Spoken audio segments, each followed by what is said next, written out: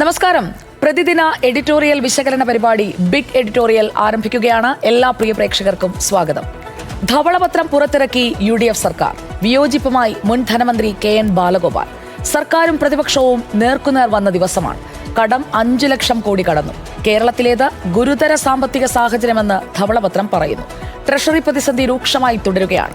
2025 കേരളം 262 ദിവസം wise and means അഡ്വാൻസസിലും 84 ദിവസം over ഡ്രാഫ്റ്റിലും ആശ്രയിച്ചു. വികസന പ്രവർത്തനങ്ങൾക്കുള്ള മൂലധന ചെലവ് രാജ്യത്തെ ഏറ്റവും താഴ്ന്ന നിരക്കിലെത്തിയെന്ന് ധവളപത്രത്തിലെ കണക്ക്.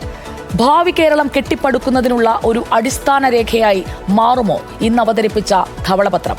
വിസ്മയിപ്പിച്ചോ VD സതീശൻ? ഖജനാവിലെ കണക്ക് ശരിക്കും മനസ്സിലായോ? നമ്മുടെ സംസ്ഥാനം ഇതേവരെ പ്രസിദ്ധീകരിച്ചിട്ടുള്ള ധവളപത്രങ്ങളൊക്കെ പൊളിറ്റിക്കൽ ഡോക്യുമെന്റ് ആയിരുന്നു. It's not a political document.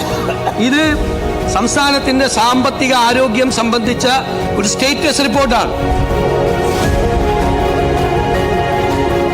അദ്ദേഹവും അത് പറയണം. ഇവിടെ വന്നിട്ട് അടുത്ത ന്യായങ്ങളാണല്ലോ പറയുന്നത്, അത് പറയേണ്ടതാണ്. അപ്പോൾ അതിനകത്ത് ഈ വസ്തുത പുറത്തു വന്നു എന്നുള്ളതാണ് പ്രധാനപ്പെട്ട കാര്യം.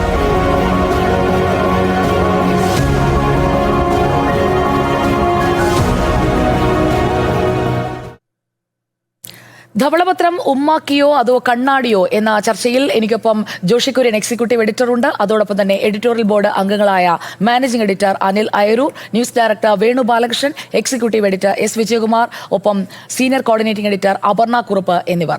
ആദ്യം അനിൽ അയരൂർ സാറിൽ നിന്ന് തന്നെ തുടങ്ങാമെന്ന് കരുതുന്നു. അനിൽ സാർ, ഇപ്പോൾ നമ്മൾ നേരത്തെയൊക്കെ ഇങ്ങനെ സംസാരിച്ചു കൊണ്ടിരിക്കുമ്പോൾ പലപ്പോഴും ഈ ധവളപത്രം വരുമ്പോൾ എല്ലാ കണക്കും കൃത്യമായി മനസ്സിലാക്കുമെന്ന് ജോഷിയൊക്കെ പലപ്പോഴും പറയാറുണ്ടായിരുന്നു, അല്ലേ? ആ കണക്കൊക്കെ കൃത്യമാക്കി പറയാൻ ഈ ധവളപത്രത്തിലൂടെ എങ്ങനെയാണ് സാധിച്ചത്, അല്ലെങ്കിൽ എത്രമാത്രം സാധിച്ചു എന്നുള്ള ചോദ്യം, ഈ കണക്കിൽ നമുക്കിടയിൽ ഏറ്റവും കൂടുതൽ ഈ കണക്ക് പറയുന്ന അല്ലെങ്കിൽ കണക്ക് പഠിച്ചിട്ടുള്ള ഒരാളെന്ന നിലയിൽ അനിൽ സാറിലേക്ക് പോകാമെന്നാണ് ഞാൻ കരുതുന്നത്. വിസ്മയിപ്പിച്ചോ? എന്തെങ്കിലും വിസ്മയം തോന്നിയോ ഈ ധവളപത്രം കണ്ടിട്ട്? പുതുതായി എന്തെങ്കിലും മനസ്സിലാക്കാൻ പറ്റിയോ?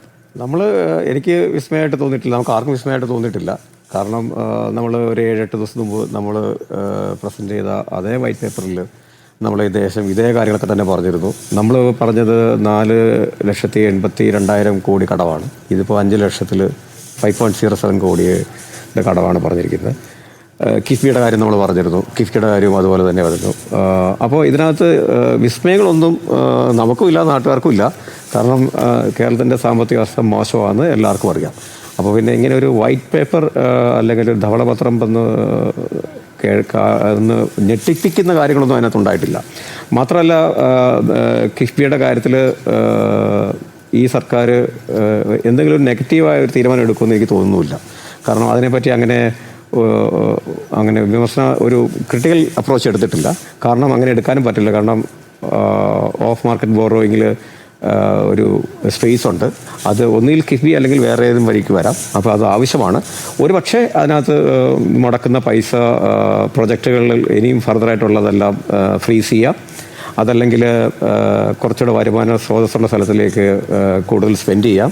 ക്രിട്ടിക്കലായിട്ടുള്ള ഏരിയകളൊക്കെ, നമ്മുടെ കോസ്റ്റൽ ഹൈവേ പോലുള്ള ഏരിയകളൊക്കെ കൂടുതൽ സ്പെൻഡ് ചെയ്യുന്നത് കണ്ടിന്യൂ ചെയ്യുകയും ചെയ്യാം. അപ്പോൾ അതൊരു നയപരമായ ഒരു അപ്രോച്ചായിരിക്കാം കിഫ്ബിൽ എടുക്കുക. എല്ലാവരും കിഫ്ബി പൂട്ടുപോകുമോ എന്ന് ചോദിച്ചു കഴിഞ്ഞാൽ പൂട്ടില്ല എന്നുള്ളതാണ് എൻ്റെ അഭിപ്രായം.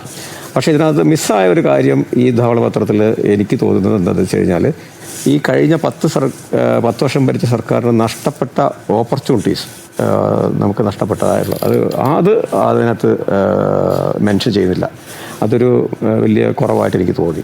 അത് ഒരു പക്ഷേ ഞാനത് പിന്നീട് സംസാരിക്കുമ്പോൾ നമുക്ക് കിട്ടാവുന്ന കുറേയേറെ റവന്യൂ നമുക്ക് നഷ്ടപ്പെട്ടു പോയിട്ടുണ്ട് കഴിഞ്ഞ 10 വർഷം. നമുക്ക് ചർച്ചയുടെ അടുത്ത ഘട്ടത്തിൽ അതേക്കുറിച്ച് വിശാലമായി തന്നെ സംസാരിക്കാം. കാരണം 10 വർഷം നഷ്ടപ്പെടുക എന്ന് പറഞ്ഞു കഴിഞ്ഞാൽ അതുപയോഗിച്ച് നമുക്ക് എന്തൊക്കെ കാര്യങ്ങൾ ചെയ്യാമായിരുന്നു. ആ 10 വർഷത്തെ ആ തുക മാത്രമല്ല, അതുപയോഗിച്ച് ചെയ്യാമായിരുന്ന കാര്യങ്ങൾ, പശ്ചാത്തല സൗകര്യ വികസനം അടക്കമുള്ള ഒരുപാട് കാര്യങ്ങൾ. നമുക്ക് ആദ്യ ടേക്കിന് ശേഷം അതിലേക്ക് വിശദമായ ചർച്ചയിലേക്ക് വരാം. അത് സൂചിപ്പിച്ചതിന് നന്ദി സാർ. ജോഷി കുര്യനിലേക്ക് വന്നാൽ, ജോഷി കുര്യൻ, കിഫ്ബി ആയിരുന്നല്ലോ നമ്മൾ ഈ ധവളപത്രത്തിൽ ഉറ്റുനോക്കിയിരുന്നത്. പ്രതിപക്ഷത്തിരുന്നു കൊണ്ട് VD സതീശൻ ഏറ്റവും കൂടുതൽ എതിർത്ത കിഫ്ബിയെ ധവളപത്രം വരുമ്പോൾ എങ്ങനെയാണ് ഈ കുറ്റപത്രമാക്കി ഒരു ചാർജ് ഷീറ്റ് കിഫ്ബിക്ക് കൊടുക്കുകയായിരുന്നോ ജോഷി? സുജി ആദ്യം തന്നെ ചോദിച്ചിരുന്നല്ലോ, ഈ ധവളപത്രം വിസ്മയിപ്പിക്കുന്നുണ്ടോ എന്നുള്ളത്. അതൊരു തരത്തിലും വിസ്മയിപ്പിക്കുന്നില്ല എന്നുള്ളത് മാത്രമല്ല, അത് കേരളത്തിൻ്റെ സാമ്പത്തികാരോഗ്യ റിപ്പോർട്ട് ആണ് എന്നാണ് ഇന്ന് വി ഡി സതീശൻ പറഞ്ഞു തന്നെ. ഒരു സാമ്പത്തിക ആരോഗ്യം എന്ന് വെച്ചാൽ എന്താണ്? നല്ല ഉറപ്പുള്ള ആരോഗ്യമുള്ള ഒരു സാമ്പത്തിക ആരോഗ്യമാണ് നാം ഒരു സംസ്ഥാനത്തിന് പ്രതീക്ഷിക്കേണ്ടത്. ഇത് പക്ഷേ അങ്ങനെയല്ല. ഇത് കൂനിക്കൂടി ഒരു മൃതപ്രായമായ, എപ്പോൾ വേണമെങ്കിലും മരണം സംഭവിച്ചേക്കാവുന്ന, എപ്പോൾ വേണമെങ്കിലും തളർന്നു വീണേക്കാവുന്ന ഒരു സാമ്പത്തികാരോഗ്യ റിപ്പോർട്ടാണ് കേരളത്തിൻ്റേത് എന്നുള്ളതാണ് ഈ ധവളപത്രം സൂചിപ്പിക്കുന്നത്. അതിന് ഏറ്റവും പ്രധാനപ്പെട്ട കണ്ണിയാണ് ഈ പറയുന്ന കിഫ്ബി എന്ന് പറയുന്നത്. കിഫ്ബിയുടെ കാര്യത്തിലേക്ക് വന്നാൽ അതിനൊരു പിടിയിടാൻ, ഒരു തടയിടാൻ, നമ്മൾ സാധാരണ പറയില്ലേ പൂച്ചയ്ക്കാര് മണികെട്ടുമെന്ന്, അങ്ങനെ പൂച്ചയ്ക്കാര് മണികെട്ടും എന്ന് പറയുന്ന പോലെ കിഫ്ബിക്കൊരു മണികെട്ടാൻ വി ഡി സതീശൻ സർക്കാർ ഒരുങ്ങുന്നു എന്നുള്ളതാണ് ഇന്നത്തെ റിപ്പോർട്ടിൻ്റെ അതിൻ്റെ പ്രധാനപ്പെട്ട സാരാംശം എന്ന് പറയുന്നതിന്. അതിൽ ഏറ്റവും പ്രധാനപ്പെട്ട കാര്യം, ഈ വി ഡി സതീശൻ നടത്തിയ വാർത്താ സമ്മേളനമുണ്ടല്ലോ, ആ വാർത്താ സമ്മേളനത്തിൽ പറഞ്ഞു വെച്ച പ്രധാനപ്പെട്ട ഒരു കാര്യമുണ്ട്. അതായത് സാധാരണഗതിയിൽ ഇത്തരം പദ്ധതികൾ നാം കടമെടുത്താണ് പലപ്പോഴും ഇത്തരം പദ്ധതികൾ നടപ്പാക്കുന്നത്. അത് സംസ്ഥാനത്തിൻ്റെ ബഡ്ജറ്റ് അലോക്കേഷനും പുറത്തായിട്ടാണ് ഇത്തരം പദ്ധതികൾ നാം കോടിക്കണക്കിന് രൂപയുടെ പദ്ധതികൾ കൊണ്ടുവരുന്നത്. അതിന് പലപ്പോഴും നാം സാധാരണ കടമെടുക്കുന്ന പരിധിക്കും അപ്പുറത്ത് നിന്നുകൊണ്ടാണ് പലിശയ്ക്കാണ് ഇത് കടമെടുക്കുന്നത്. അത് മറ്റൊരു സാമ്രാജ്യമായി, മറ്റൊരു കിഫ്ബി എന്ന് പറയുന്ന മറ്റൊരു സാമ്രാജ്യമായി അതിനെ മാറ്റിക്കൊണ്ടിരിക്കുകയായിരുന്നു എന്നൊക്കെയാണല്ലോ പറഞ്ഞത്. അത് പക്ഷേ പെട്ടെന്ന് അങ്ങ് നിർത്താനൊന്നും വി ഡി സതീശനെ കൊണ്ട് കഴിയും എന്ന് തോന്നുന്നില്ല. മറിച്ച് ആ പദ്ധതിയെ കുറച്ചുകൂടി സർക്കാർ കൺട്രോളിൽ, ധനവകുപ്പിൻ്റെ കുറച്ചുകൂടി നിയന്ത്രണങ്ങളോടുകൂടി നടപ്പാക്കാൻ ശ്രമിക്കും എന്നുള്ളതാണ് ഇപ്പോഴത്തെ നിലയിൽ മനസ്സിലാക്കേണ്ടത്. രണ്ടാമത്തെ കാര്യം, എങ്ങനെയാണ് കിഫ്ബി പദ്ധതികൾ ഇനി മുതൽ നടപ്പാക്കാൻ പോകുന്നത് എന്നുള്ളതാണ്. നമുക്കറിയാം, ഈ പാലങ്ങൾ പണിയുന്നു, അല്ലെങ്കിൽ റോഡ് വികസനം നടത്തുന്നു, ഇതൊക്കെ നടത്തുന്നു. പക്ഷേ അതിനുമപ്പുറത്ത് ഇൻകം ജനറേറ്റ് ചെയ്യാൻ പറ്റുന്ന തരത്തിൽ, വരുമാനം ജനറേറ്റ് ചെയ്യാൻ പറ്റുന്ന തരത്തിൽ കിഫ്ബി പദ്ധതികളെ കൊണ്ടുവരിക എന്നുള്ളതാണ് വി ഡി സതീശൻ ഉദ്ദേശിക്കുന്നത്. 50% പദ്ധതികളെങ്കിലും കിഫ്ബിയിൽ സ്വാഭാവികമായിട്ടും ഇനി വരിക ഇൻകം ജനറേറ്റിംഗ് സ്വഭാവത്തിലായിരിക്കും. എങ്കിൽ മാത്രമേ കിഫ്ബിക്ക് ഭാവിയിലേക്ക് കണ്ണു നട്ടുകൊണ്ട് മുന്നോട്ട് പോകാൻ കഴിയൂ. വേണുഗോപാലകൃഷ്ണൻ, ഈ സാമ്പത്തിക പ്രതിസന്ധി ഉണ്ടെന്ന് ഇപ്പോൾ ഒരു ധവളപത്രം ഇറങ്ങിയാലും ഇല്ലെങ്കിലും കേരളത്തിലുള്ള എല്ലാവർക്കും, അല്ലെങ്കിൽ പുറത്തുള്ള മലയാളികൾക്കടക്കം നാട്ടിലുള്ളവർക്കെല്ലാം അറിയാം. പക്ഷേ ഇവിടെ ഇതിൻ്റെ ഒരു അടിയിൽ കിടക്കുന്ന, നമ്മൾ തെരഞ്ഞെടുപ്പ് കാലത്ത് അടിയൊഴുക്കെന്ന് പറയുന്നത് പോലെ ഈ ധവളപത്രത്തിൻ്റെ അടിയിൽ കിടക്കുന്ന വരികളിലില്ലാത്ത ചില കാര്യങ്ങൾ കൂടി നമ്മൾ വായിച്ചെടുക്കേണ്ടതല്ലേ? അതായത് സാമ്പത്തിക പ്രതിസന്ധിയിൽ നിന്ന് കരകയറാൻ ചൂണ്ടിക്കാട്ടുന്നത് സ്വകാര്യ മേഖലയെയും അതുപോലെ തന്നെ ഉദാരവൽക്കരണവുമാണ്. അപ്പോൾ കേന്ദ്രത്തിൻ്റെ വഴിയെ കേരളം പോവുകയാണ് എന്നുള്ളതിൻ്റെ ആദ്യ സൂചനയല്ലേ വേണുഗോപാലകൃഷ്ണൻ ഈ ധവളപത്രം? സുജയ പാർവതിയുടെ നിരീക്ഷണം വളരെ ശരിയാണ്. ആ രൂപത്തിൽ തന്നെയാണ് ഈ ധവളപത്രം എന്താണ് കാഴ്ചപ്പാട് നിലയിൽ മുന്നോട്ട് വയ്ക്കുന്നത് എന്നതിനെ വിലയിരുത്തേണ്ടതും. ഇപ്പോൾ വി ഡി സതീശനെ സംബന്ധിച്ച് എന്തൊക്കെ അദ്ദേഹം സ്വകാര്യവൽക്കരണം, ഉദാരവൽക്കരണം എന്നതിലേക്കൊക്കെ പോകേണ്ടി വരുമ്പോഴും, അതിന് അദ്ദേഹം നിർബന്ധിതനായിരിക്കുന്നു. പോകേണ്ടി വരുമ്പോഴും വലിയ ജനക്ഷേമ പദ്ധതികൾ അദ്ദേഹം ചെയ്യാൻ നിർബന്ധിതനാണ്. കാരണം തിരഞ്ഞെടുപ്പിന് മുൻപ് അവർ കൊടുത്ത വാഗ്ദാനമാണ് 5 ഇന്ദിരാ ഗ്യാരണ്ടികൾ. അതൊരു വലിയ റവന്യൂ ചെലവാണ്, ഒരു സംശയവും വേണ്ട. പക്ഷേ അത് അങ്ങേയറ്റം എന്താ പറയേണ്ടത്, വിവിധ മേഖലകളിലുള്ളവർക്ക് കൊടുക്കുന്ന പരിഗണനയാണ്. അപ്പോൾ അതുകൊണ്ട് ഈ പറയുന്ന 5.07 ലക്ഷം കോടിയുടെ കടബാധ്യതയുള്ളൊരു സംസ്ഥാനത്ത് അഡീഷണലായിട്ടുള്ള എന്തൊരു വലിയ റവന്യൂ എക്സ്പെൻഡിച്ചറാണ് ഉണ്ടാകാൻ പോകുന്നത് ഈ 5 ഇന്ദിരാ ഗ്യാരണ്ടി നടപ്പാക്കുമ്പോൾ. അതിൽ നിന്ന് മുഖം തിരിഞ്ഞ് നിൽക്കാനും കഴിയില്ല. സമാനമായ കാര്യങ്ങളാണ് കഴിഞ്ഞ 10 വർഷം ഇടത് സർക്കാരുകൾ ചെയ്തിട്ടുള്ളത്.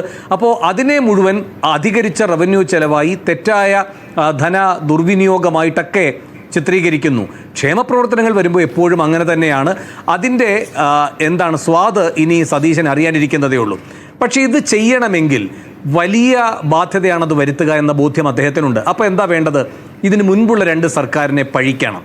അത് നേരിട്ട് ചെയ്യുകയാണ് എങ്കിൽ സ്വാഭാവികമായും അതിനൊരു രാഷ്ട്രീയ ഉദ്ദേശമുണ്ട് എന്ന വിമർശനം വരും. അപ്പോൾ എന്താ ചെയ്യുന്നത്? കഴിഞ്ഞ 10 വർഷം എന്ന് പറയുന്നത് കേരളത്തിൻ്റെ ധനസ്ഥിതിയെ ഏറ്റവും മോശമാക്കിയ ഭരണമായിരുന്നു എന്ന് സ്ഥാപിക്കേണ്ടതുണ്ട്. അതിന് സാമ്പത്തിക വിദഗ്ധരുടെ തലയിലേക്ക് ആ ഉത്തരവാദിത്തം വയ്ക്കുന്നു. അങ്ങനെ വരുമ്പോൾ പിന്നെ വിദഗ്ധരാണല്ലോ ഇതെല്ലാം വിലയിരുത്തിയത് എന്നൊരു രക്ഷാമാർഗം അതിലുണ്ട്. അതിലൂടെ കാതലായ ചുവടുമാറ്റത്തിലേക്ക് പോകാനും കഴിയും. കാരണം ഈ പറയുന്ന പൊതുമേഖലയുടെ സർവീസിൽ ഊന്നു നിൽക്കുന്ന ഒന്നായിരുന്നു ഇടത് സർക്കാരിൻ്റെ സാമ്പത്തിക ആസൂത്രണത്തിൻ്റെ കാഴ്ചപ്പാട്. അത് കൂടുതൽ മുന്നോട്ട് കൊണ്ടുപോകാൻ സതീശന് കഴിയില്ല, പ്രത്യേകിച്ച് ഈ 5 ഗ്യാരണ്ടികളുടെ ഭാരം തലയിൽ വീഴുന്നതുകൊണ്ട്. അപ്പോൾ കാതലായി ചുവടുമാറിയേ പറ്റൂ.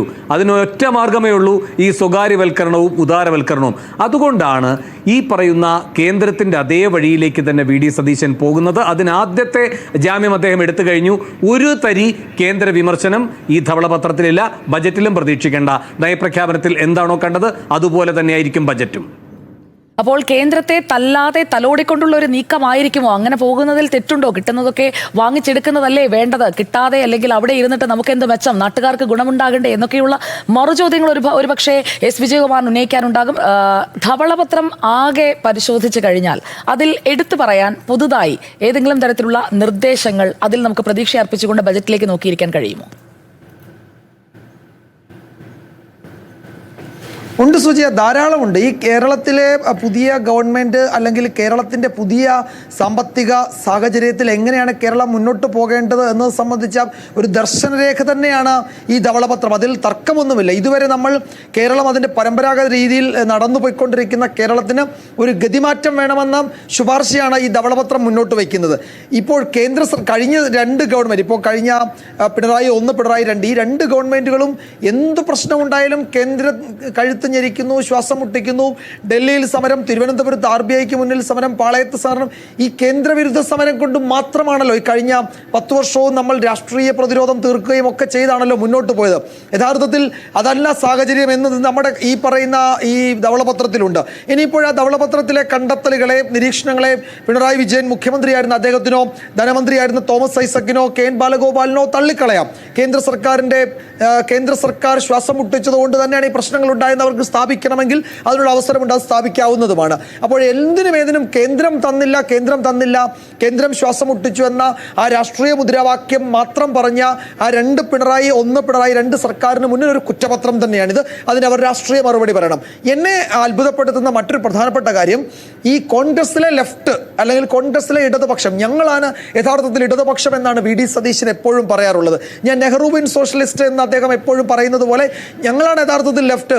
ഇപ്പോഴത്തെ ലെഫ്റ്റ് തീവ്ര വലതുപക്ഷം എന്നാണ് അതിനെപ്പറ്റി ഉള്ള VD സതീശൻ, മുഖ്യമന്ത്രിയായ VD സതീശന്റെ പ്രതിപക്ഷ നേതാവായിരിക്കുള്ള വിമർശനം.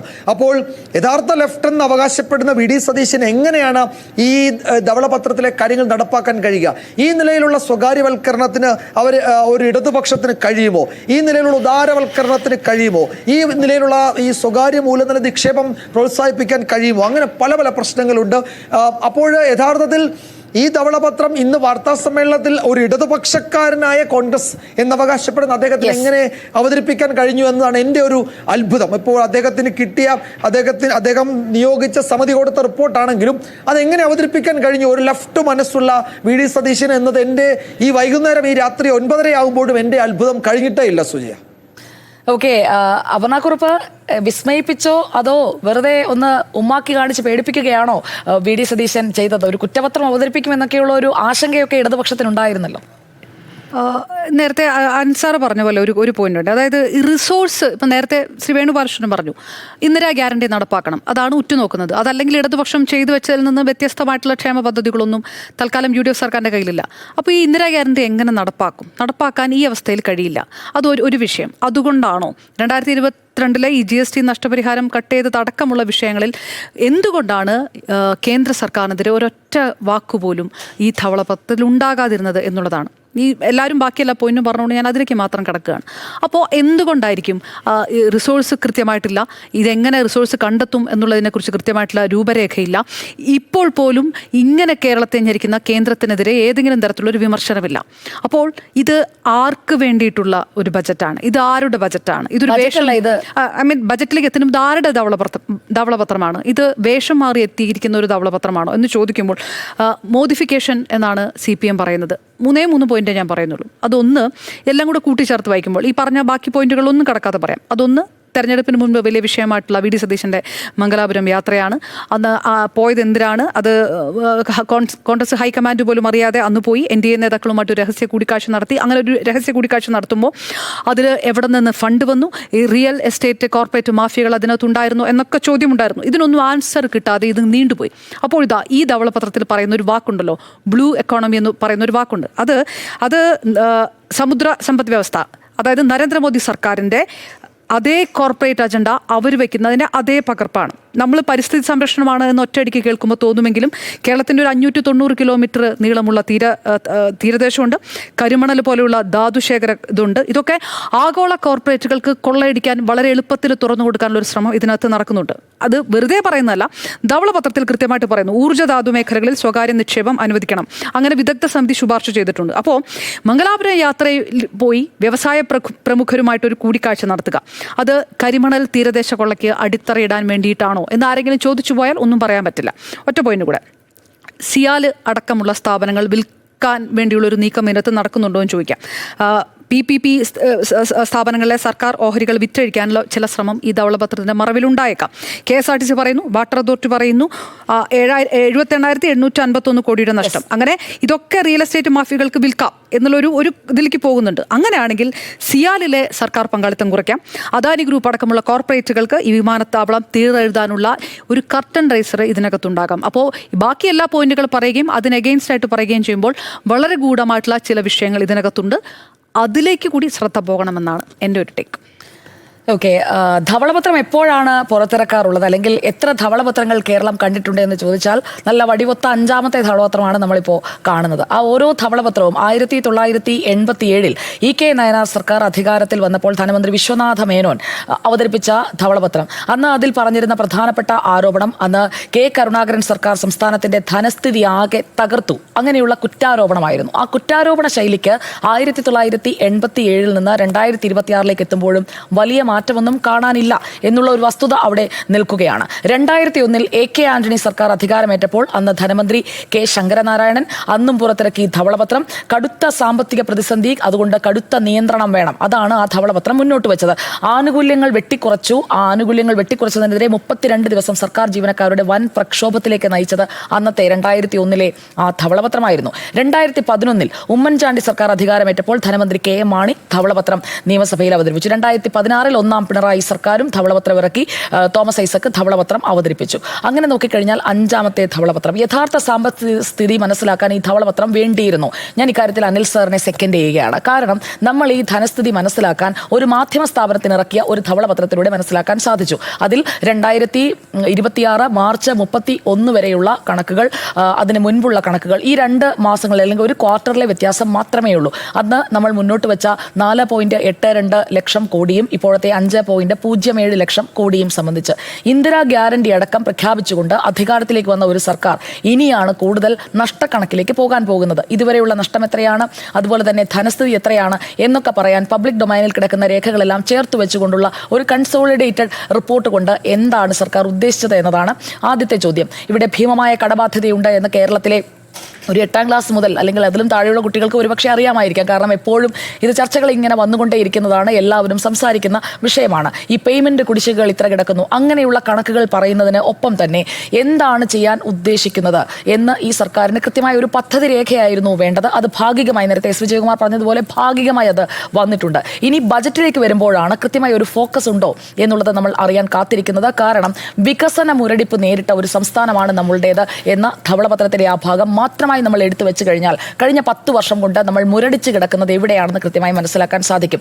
ഓരോ പദ്ധതികൾ നടപ്പാക്കുന്നതിന് അപ്പുറം നമ്മുടെ സംസ്ഥാനം, നമ്മുടെ മനുഷ്യ വിഭവശേഷി അത് വേണ്ട രീതിയിൽ ഉപയോഗപ്പെടുത്തിക്കൊണ്ട് വികസനത്തിന്റെ പാതയിൽ ശരിക്കും നമുക്ക് കയറാൻ കഴിഞ്ഞോ എന്ന് ചോദിച്ചാൽ അതിന്റെ ഉത്തരം ഇല്ല എന്ന് തന്നെയാണ്. അത് ദേശീയ ശരാശരി വെച്ച് നോക്കുമ്പോൾ നമ്മൾ എവിടെയാണ് നിൽക്കുന്നത്? നമ്പർ 1 എന്ന് അഭിമാനിച്ചുകൊണ്ട് പല കണക്കുകൾ പരസ്യമാക്കിക്കൊണ്ടിരുന്ന LDF സർക്കാരിനേറ്റ ഒരു അടിയാണ് ഈ കണക്കിലെ ഈ ഭാഗം എന്നുള്ളതാണ്. ഇനി അത് മറുഭാഗത്തുമുണ്ട് ന്യായീകരണം. 6 ലക്ഷം കോടിയുടെ കടം എന്നല്ലേ പറഞ്ഞുകൊണ്ടിരുന്നത് പ്രതിപക്ഷത്തിരുന്നു കൊണ്ട്? അത് തെറ്റാണെന്ന് മനസ്സിലായില്ലേ? പക്ഷേ 5.07 ലക്ഷം കോടി കടമുണ്ട് എന്നുള്ളത് ഈ ധവളപത്രത്തിൽ വരുന്നുണ്ട്. ഇനി ബജറ്റിലേക്ക് വരുമ്പോൾ ഞാൻ പ്രതീക്ഷിക്കുന്നത്, അതുകൂടി പറഞ്ഞ് ഞാൻ അവസാനിപ്പിക്കാം, യാഥാർത്ഥ്യ ബോധത്തോടെ ഇനിയെങ്കിലും കാണണം. കാരണം മുൻ ബജറ്റിൽ 16ാം ധനകാര്യ കമ്മീഷൻ നൽകിയതിനേക്കാൾ 20,500 കോടി അധികം പ്രതീക്ഷിച്ച് തയ്യാറാക്കിയ ഒരു ബജറ്റാണ്. യഥാർത്ഥ വരുമാനം മാത്രം കണക്കിലെടുത്തുകൊണ്ട് ചെലവുകൾ മുൻഗണനാ അടിസ്ഥാനത്തിൽ ക്രമീകരിച്ചുകൊണ്ടുള്ള യാഥാർത്ഥ്യ ബോധമുള്ള ബജറ്റ് മുഖ്യമന്ത്രി തന്നെ ആണല്ലോ ബജറ്റ് അവതരിപ്പിക്കുന്നത്. ധനമന്ത്രിയും അദ്ദേഹം തന്നെയാണ്. അപ്പോൾ ധനവകുപ്പ് കൈകാര്യം ചെയ്യുന്ന മുഖ്യമന്ത്രി റിയലിസ്റ്റിക് ആയിട്ടുള്ള ഒരു ബജറ്റ് പ്രസന്റ് ചെയ്യണം. എല്ലാവർക്കും അറിയാവുന്ന ഒരു കണക്ക് ധവളപത്രമെന്ന് അവതരിപ്പിച്ചത് ശരി, സമ്മതിച്ചു. പക്ഷേ റവന്യൂ വരുമാന വർധനവ് ശക്തമാക്കുന്നതിനായിട്ടുള്ള നയങ്ങൾ, കൃത്യമായ വീക്ഷണത്തോടു കൂടിയുള്ള പ്രഖ്യാപനങ്ങൾ ആ ബജറ്റിൽ ഉണ്ടാകണം. അത് ഒരു വികസന രേഖയാക്കി മാറ്റാൻ ഇനിയുള്ള 14 ദിവസം അദ്ദേഹം വിനിയോഗിക്കണം എന്നതാണ് എൻ്റെ എളിയ അഭിപ്രായം. ചർച്ചയിലേക്ക് വരുമ്പോൾ നേരത്തെ അനിൽ സാർ തുടങ്ങിവെച്ച വിഷയത്തിൽ തന്നെ നമുക്ക് തുടങ്ങാമെന്ന് കരുതുന്നു. അതായത് കഴിഞ്ഞ 10 കൊല്ലം നമ്മൾ എവിടെയൊക്കെയാണ് അവസരങ്ങൾ പാഴാക്കി കളഞ്ഞത്. ഒരിക്കൽ പോയ അവസരം രണ്ടാമതൊരു തവണ വാതിലിൽ വന്ന് മുട്ടില്ല എന്നാണ്. പക്ഷേ ഈ സർക്കാർ വിചാരിച്ചാൽ നഷ്ടമായ അവസരങ്ങൾ കുറച്ചെങ്കിലും തിരിച്ചുപിടിക്കാൻ സാധിക്കുമോ അനിൽ സാർ? നമ്മുടെ സ്ക്രീനിൽ ഇപ്പോൾ എഴുതി കാണിക്കുന്നത് കണ്ടു കഴിഞ്ഞാൽ അറിയാം. നമുക്ക് നഷ്ടമായത് 93,000 കോടിയാണ് 8 മേഖലകളിലായിട്ട്. ഏകദേശം ഒരു കണക്കാണ്, കണക്ക് കൂട്ടി എടുത്തു കഴിഞ്ഞാൽ ഇത് അപ്രോക്സിമേറ്റ് ആണ്. ഇതിലും കൂടാനോ അല്ലെങ്കിൽ കുറച്ചുകൂടെ മുന്നോട്ട് പോകാനേ സാധ്യതയുള്ളൂ. GST ബില്ല്, വൈദ്യുതി ഡ്യൂട്ടി ചോർച്ച, നികുതിതര വരുമാനം, യൂസർ ചാർജുകൾ, PSC ആസ്തിവൽക്കരണം, ബീവറേജസ് കോർപ്പറേഷൻ നികുതി ഘടന, തദ്ദേശ സ്ഥാപന വരുമാനം, സഹകരണ മേഖലയിലെ മൂലധനം, വളർച്ചാ മേഖല വേണ്ടത്ര ഉപയോഗിച്ചില്ല. ഇതെല്ലാം കൂടെ ചേർന്ന് കഴിഞ്ഞ് കഴിഞ്ഞാൽ 93,000 കോടിയുടെ നഷ്ടം വരേണ്ട. അതിലേറ്റവും കൂടുതൽ വന്നിട്ടുള്ളത് നമ്മുടെ കോവിഡ് സമയത്തെ ഒരു ചിലവാണ്. അന്ന് 15,000-ഉം 21-ൽ 19,000 കോടിയുടെ നമുക്ക് നഷ്ടം, നമുക്ക് തിരിച്ചു പിടിക്കാൻ കിട്ടായിരുന്ന നഷ്ടം പോയി. അത് GST ആണ് ഇതിനകത്ത് ഏറ്റവും, നികുതിയാണ് ഏറ്റവും കൂടുതൽ നിൽക്കുന്നത്. അപ്പം ഏകദേശം നമുക്ക് റിയലിസ്റ്റിക് ആയിട്ട് കോവിഡ് സമയം മാറ്റി നിർത്തി കഴിഞ്ഞാൽ 55,000-ൽ മുകളിൽ കോടിയിലധികം രൂപ തിരിച്ചു കിട്ടേണ്ട, 10 വർഷമായിട്ട് കിട്ടേണ്ട വരുമാനം നമ്മുടെ കയ്യിൽ നിന്ന് പോയി. അപ്പോൾ അത് ഈ വൈറ്റ് പേപ്പറിൽ അതില്ല ബേസിക്കലി. ഇനി നമ്മുടെ ഒരു സർക്കാരിൻ്റെ ചിലവ് എത്രയാണ് ഒരു വർഷം? 1,90,000 കോടിയിൽ നിൽക്കുകയാണ്. അത് 2 ലക്ഷത്തിലേക്ക് അടുത്തു. അങ്ങനെ ഈ സർക്കാർ അടുത്ത 5 വർഷം കഴിഞ്ഞ് ഇറങ്ങുകയാണെങ്കിൽ ഏകദേശം 8-9 ലക്ഷം കോടിയുടെ കടമായിട്ട് വീണ്ടും വരും. അതായത് ഒന്നുമേ ചെയ്യണ്ട. കാരണം തുടങ്ങി വെച്ച എല്ലാ ക്ഷേമ പ്രവർത്തനങ്ങൾ, പെൻഷന്, സാലറി, ഇൻട്രസ്റ്റ് ഇതെല്ലാം കൊടുത്താൽ തന്നെ, കണ്ടിന്യൂ ചെയ്താൽ തന്നെ ഈ സർക്കാർ ഇറങ്ങുമ്പോൾ വീണ്ടും ഒരു ധവളപത്രം അടുത്ത സർക്കാർ ഇറങ്ങുമ്പോൾ ഇപ്പം തന്നെ നമുക്കത് പ്രകടിപ്പിക്കാൻ പറ്റും. അത് 9 കോടി ലക്ഷം രൂപയിലായിരിക്കും. ഇതിൻ്റെ കൂടെയാണ് ഇന്ദിരാഗാന്ധി സ്കീം, മറ്റ് ഗ്യാരണ്ടികളും വരുന്നത്. അത് അഡീഷണലി ഉണ്ടാക്കി വെക്കുന്ന ബർഡൻസ് വേറെ. ബർഡൻസ് ഓക്കെ ശരിയാണ്, നമുക്കത് സോഷ്യൽ വെൽഫെയർ സ്കീമുകളാണ്, നടപ്പാക്കേണ്ടതാണ്, അതെല്ലാം വേണ്ടതാണ്. അത് ഓരോ ഗവൺമെൻറ് ചെയ്യേണ്ടതാണ്. പക്ഷേ വരുമാനം എവിടുന്ന് ഉണ്ടാക്കും? വരുമാനം വേണ്ടേ? വരുമാനം ഉണ്ടാക്കാനായിട്ട് നമ്മുടെ സർക്കാരുകൾ, മാറി മാറി വന്ന സർക്കാരുകൾ നമ്മൾ വളരെ താഴേക്ക് പോയി, ശ്രദ്ധിച്ചില്ല, അല്ലെങ്കിൽ ആവശ്യമായ ഓപ്പർച്യൂണിറ്റീസ് നമ്മൾ എക്സ്പ്ലോയിറ്റ് ചെയ്തില്ല എന്നുള്ളതല്ല. നമ്മുടെ തൊട്ടടുത്തുള്ള സ്റ്റേറ്റുകളൊക്കെ തന്നെ ഒരുപാട് അഭിവൃദ്ധിയിലേക്ക് പോയപ്പോൾ നമ്മൾ ബാക്കിലേക്ക് പോയി. ഒരു ചെറിയ ഉദാഹരണം ഞാൻ പറഞ്ഞു കഴിഞ്ഞാൽ, ഇന്ത്യയിൽ വരുന്ന ടൂറിസം എന്ന് പറയുമ്പോൾ നമ്മളെപ്പോഴും വലിയ ഹൈലൈറ്റായിട്ട് പറയുന്നത് ടൂറിസം രംഗമുണ്ട്. ടൂറിസം രംഗത്ത് എത്രയാണ് ഇൻ്റർനാഷണൽ ടൂറിസ്റ്റുകൾ കേരളത്തിലേക്ക് വരുന്നത്? ഏകദേശം 90 ലക്ഷം ഇൻ്റർനാഷണൽ ഫോറിനേഴ്സ് ഇന്ത്യയിൽ വരുന്നുണ്ട്. അതിൽ കേരളത്തിൽ വരുന്ന എത്ര പേരാണ് വരുന്നത്? 8,25,000, 8.5 ലക്ഷം പേര്. അത് കഴിഞ്ഞ വർഷത്തെ കുറച്ച് കൂടിയിട്ടുണ്ട്, എന്നാൽ അത്രയേ ഉള്ളൂ. അപ്പോൾ നമുക്കൊരു 1/10 പോലും ഇങ്ങോട്ട് വരുന്നില്ല. ഇതൊന്നും ഡബിൾ ചെയ്ത് നോക്കി, 8 എന്നുള്ളത് 16 ആക്കി നോക്കി. 16 ആക്കി കഴിഞ്ഞ് കഴിഞ്ഞാൽ നമുക്ക് അതിൽ നിന്ന് കിട്ടുന്നത് 6,500 കോടി രൂപയാണ്. ടൂറിസത്തിൽ മാത്രം കിട്ടുന്ന 6,500 കോടി രൂപയാണ്. അത് നിങ്ങൾ നോർത്തേൺ കേരളയിലേക്ക് പോയി കഴിഞ്ഞാൽ നമ്മുടെ ഈ ടൂറിസ്റ്റുകളൊന്നും നോർത്തേൺ കേരളയിലേക്ക് പോകുന്നില്ല. വെറും 5% മാത്രമേ നോർത്തേൺ കേരളയിലേക്ക് പോകുന്നുള്ളൂ. കാരണം എന്താണ്? അവിടുത്തെ അങ്ങോട്ട് യാത്ര ചെയ്യാനുള്ള സൗകര്യങ്ങളില്ല. അത് വേണ്ട രീതിയിൽ അത് എത്തേണ്ടടുത്ത് എത്തിച്ചിട്ടില്ല. ഒരു കോവളവോ ഒരു കൊച്ചിയോ ഒക്കെയാണ് ഇപ്പോഴും ഏറ്റവും കൂടുതൽ ഈ നമ്മുടെ ഗോഡ്സ് ഓൺ കൺട്രി എന്ന് പറയുന്ന കേരളത്തിൽ അറിയപ്പെടുന്ന, ഫോറിനേഴ്സ് അറിയപ്പെടുന്ന ഒരു സ്ഥലം. അങ്ങോട്ട് യാത്ര ചെയ്യുന്നില്ല. കൂടുതൽ സമയം നമ്മുടെ നാട്ടിൽ സ്പെൻഡ് ചെയ്യുന്നില്ല ഫോറിനേഴ്സ്. അവർ 1-2 ദിവസം വന്നിട്ട് പോവുക മാത്രമേ ചെയ്യുക. അപ്പോൾ ഇത് ചെറിയൊരു മേഖലയാണ് ഞാൻ പറഞ്ഞത്, ടൂറിസത്തിൻ്റെ മേഖല. അത് എടുത്ത എല്ലാ മേഖലയിലും ഉണ്ട്. നമുക്ക് കൈവിട്ട് പോയ, നേരത്തെ പറഞ്ഞ ഫാർമസ്യൂട്ടിക്കൽ മേഖലയിലെ ഫാർമസി സെക്ടറിലെ ഇൻഡസ്ട്രി, അതുപോലെ IT സെക്ടർ, അതേപോലെ ആയുർവേദത്തിൽ നമുക്ക് കൂടുതൽ ഊന്നൽ കൊടുക്കാമായിരുന്ന സ്ഥലങ്ങളായിരുന്നു പോയി.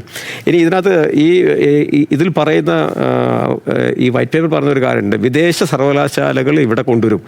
വിദേശ സർവകലാശാല ഇവിടെ കൊണ്ടുവരുന്നതിൻ്റെ ഇവിടെ സുജയ്ക്ക് തോന്നുന്നുണ്ടോ വിദേശ സർവകലാശാല ഇവിടെ വന്നു കഴിഞ്ഞാൽ ഇവിടുത്തെ ജോലിക്ഷാമം തീരുമെന്നുള്ളത്? പുറത്ത് കുട്ടികൾ പഠിക്കാൻ പോകുന്നത് ഡിഗ്രി എടുക്കാനല്ല പോകുന്നത്, അവർ പോകുന്നത് ജോലിക്കാണ്.